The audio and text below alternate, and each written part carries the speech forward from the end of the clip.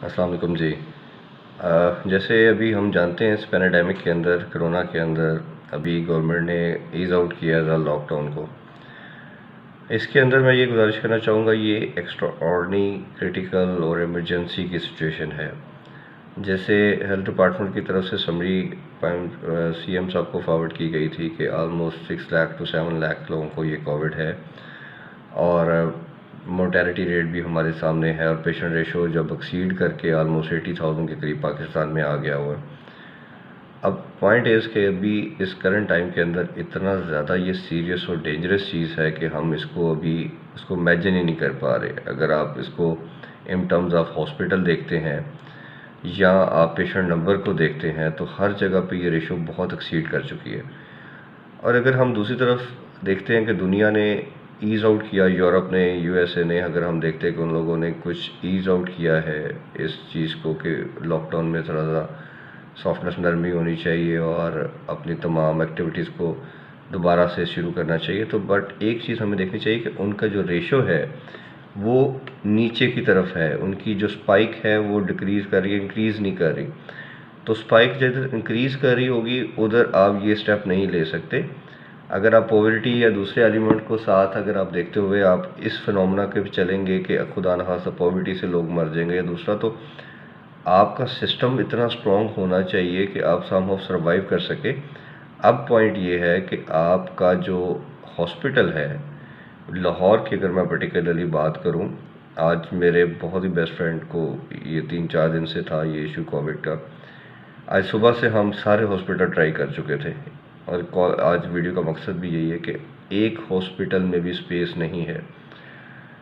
80% hospital ने यही बोला कि हमारे पास, किसी ने कहा जी 30 बेड्स की लिमिट थी, 50 की थी, 80 की थी, और हमारे पास किसी ने कहा 4,000 लोगों का बैकलॉग पीछे से प्रेशर है, को मिनिस्टर्स की कॉल्स आ रही हैं। किसी ने कहा जी हमारे पास 1,000 बंदा क्यू में है, किसी ने 2,000 बोला, और गवर्नमेंट का भी सिमिलरली ऐसी एक स्पेस ख़त्म हो चुकी है। तो जब इस ऐसी स्टेज किसी भी मुल्क के ऊपर आ जाती है कि आपके हॉस्पिटल के अंदर जगह ना रहे पेशेंट लेने की, तो इससे बड़ी इमरजेंसी या किसी और सिचुएशन हो नहीं सकती।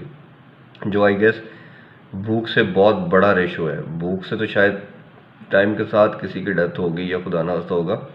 इस सिनेरियो के अंदर जब आपको पेशेंट ही ट्रीट नहीं होगा, केटर नहीं होगा, तो ये एक बहुत ही अलार्मिंग चीज़ है। तो इस हवाले से मैं कहना चाह रहा हूँ कि ये इमरजेंसी सिचुएशन है, गवर्नमेंट को बहुत सीरियस स्ट्रिक्ट एक्शन लेने चाहिए। और सबसे इम्पोर्टेंट ये है कि फ़िलहाल इसे कर्फ्यू वाला लॉकडाउन करके 10-12 दिन, 14 दिन इस स्पाइक को तोड़ना पड़ेगा। क्योंकि अगर ये आपने स्टेप ना लिया और जो एक्स्ट्रा ऑर्डनरी किस्म का फिगर ऊपर चलता चला जा रहा है, तो अल्लाह माफ़ करे कि ये शायद दिन दूर नहीं कि कुछ डेज़ तक हम दुनिया में शायद सबसे आगे चले जाए। अल्लाह गॉड फॉरबिड ऐसा ना हो। बट ये जितना अलार्मिंग सिचुएशन बनती चली जा रही है, लोग अभी तक वही, लोगों की तरफ से भी इररिस्पॉन्सिबल एटीट्यूड है कि वो इसको मानने को तैयार नहीं है, ये कोविड है नहीं है, कुछ है नहीं है। खुदा न खास्ता जब तक वो अपनी फैमिली में, घर में या किसी करीब किसी को नहीं देखेंगे तो इसको रियलाइज़ नहीं करेंगे कि इसकी सिवियरिटी क्या है और ये कैसे रिएक्ट करता है, और जिन पे खुदा न खास्ता करता है बहुत स्वेयर करता है। और तो इसको सीरियस लें। आवाम के ऊपर भी रिस्पॉन्सिबिलिटी आती है, गवर्नमेंट के ऊपर भी आती है कि सब अपने अपने पार्ट के ऊपर लें। और गवर्नमेंट के ऊपर ज़्यादा रिस्पॉन्सिबिलिटी ऐसी आती है कि हर चीज़ को आप रिस्पॉन्सिबल हैं। आवाम तो चलो अपने पार्ट पे है ही है, बट आपकी आवाम, आपने ईद के डेज़ में लॉकडाउन करके देख लिया, ईज़ आउट किया, तो क्या आपने देखा कि आपका फिगर एकदम 60,000 के करीब इंक्रीज़ कर गया 10 डेज़ के अंदर। तो आवाम की रिस्पॉन्सिबिलिटी तो आपने देख ली कि पब्लिक कितनी मैच्योर है।